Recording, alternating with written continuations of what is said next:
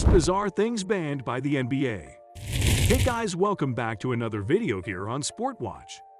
The NBA has banned a series of things. There are various bizarre rules regarding what players cannot wear on the court to how they can celebrate. In this video, we shall be taking a look at the most bizarre things banned from the NBA. Stay tuned. Before we start with the video, however, make sure you like and subscribe to the channel. Turn on the bell for the latest notifications and updates. This way, you will never miss another video. With that said, let's jump straight into today's video. The earbud ban. In 2004, NBA players and all other people around the world were listening to music on an archaic device known as the iPod. Back then, it was cool. The boxy portable stereo allowed for a listener to plug in his or her headphones and listen to their song of choice. For Vince Carter, pre-game warm-ups seemed like an ideal place to use his nifty Apple invention. Unfortunately for Vince, the NBA hated music, fun, style, and any combination of those three elements. The league banned Carter and any other players from the inner ear warm-up dance party.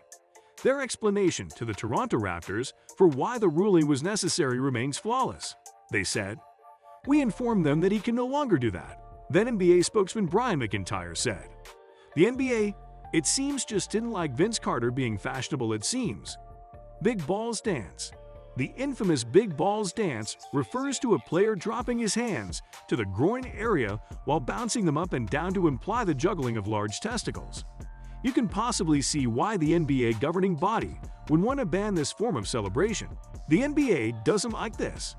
No, not players having large testicles, but players insinuating in front of many families that their clutch play directly correlates to their massive balls.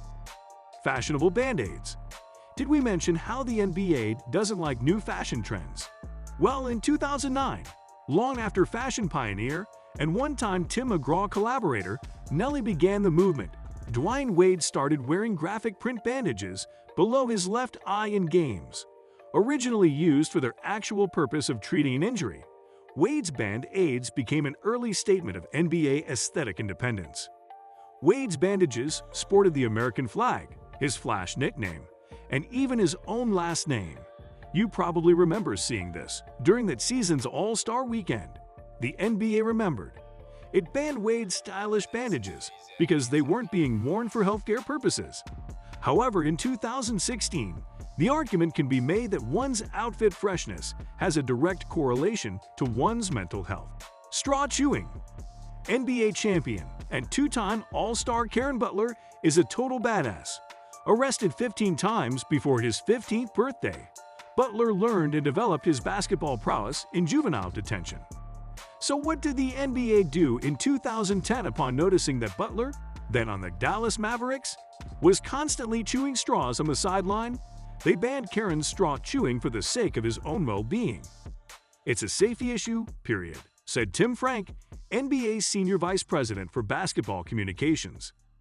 Butler, a man who was a drug dealer by the age of 11 in the tough streets of Racine, Wisconsin, received a permanent ban on chewing straws during games because of his safety. Straw deaths are few and far between in this nation, but it's great that the NBA chose to take a stance before an all-out epidemic occurred. The upside-down headband. NBA players use headbands for various reasons, keeping sweat out of their eyes, holding back their glorious hair, or even for hiding an unfortunately poor hairline. During his time with the Boston Celtics, Rajon Rondo undertook the outlandish act of wearing his headband upside down. In 2010, in a necessary act of swift, unwavering justice, the NBA announced that uniform rules no longer allowed for players to wear their headbands upside down. The Black Mask. In the 2013-14 NBA season, LeBron James proved that he is not an immortal creature when he suffered a broken nose in a late February victory over Oklahoma City. Because his clear mask was not yet ready, and because he is LeBron James and can do things that other NBA players can't, he donned a black carbon fiber mask to protect his nose in a victory against the New York Knicks. The NBA, however, did not see any reason to celebrate. The league asked, or more appropriately, demanded, that James switch back to the typical clear mask before the team's next game. The league wasn't ready to accept a world where they couldn't see LeBron's glorious face at all possible times, nor was it ready to have its best player looking like a Zorro/Batman fusion, even though that could only be a positive. Whoop wrist. For several games of the Cleveland Cavaliers' 2015-16 season, point guard and league-wide Mosquito Matthew Dellavedova sported a Whoop bracelet on his wrist. The Whoop device allowed for Dellavedova to monitor health-related measurements like heart rate or temperature while in game and provided no harm to anyone in the entire world. The office of the NBA saw the situation differently. Whether it was for the given reason of the Whoop violating the NBA ban on wearable technology or to prevent Delly from using his wristband for James Bond-esque espionage purposes, the NBA banned the Cavaliers guard from wearing it for the rest of the season. That brings us to the end of today's video. Hope you enjoy the video. Thanks for watching, and we'll see you in the next video.